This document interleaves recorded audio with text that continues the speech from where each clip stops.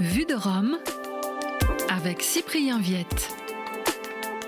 Lors de la messe du mercredi des Cendres, le pape Léon XIV a renoué avec la tradition de la procession sur l'Aventin entre la basilique Saint-Anselme tenue par les bénédictins et la basilique Sainte-Sabine tenue par les dominicains.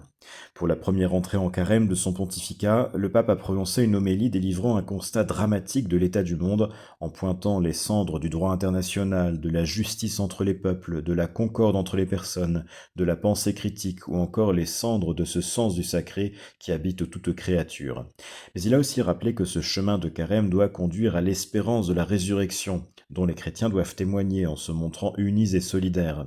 Les communautés que les catholiques sont appelés à construire doivent grandir non pas de manière nationaliste et agressive, mais dans une communion où chacun trouve sa place, a-t-il prévenu. Le pape, qui est l'ancien prieur général des Augustins, compte ainsi guider l'Église catholique dans une démarche d'enracinement spirituel, de communion, d'unité, comme le prouvent aussi ses visites pastorales dans les paroisses du diocèse de Rome, qui lui permettent d'entrer en contact avec les réalités très diverses de cet immense territoire.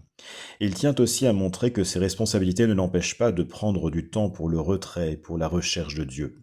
Ce dimanche en fin d'après-midi, il entre ainsi en silence pour une semaine de retraite spirituelle prêchée par monseigneur Éric Verden, évêque de Trondheim, en Norvège.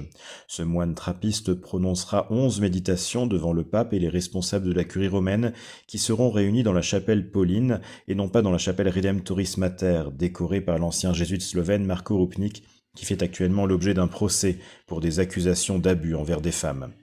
Le pape Léon XIV trace ainsi une voie de prudence et de responsabilité.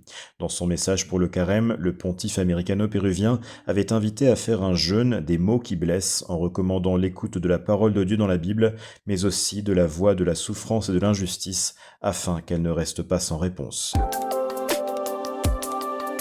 Vue de Rome.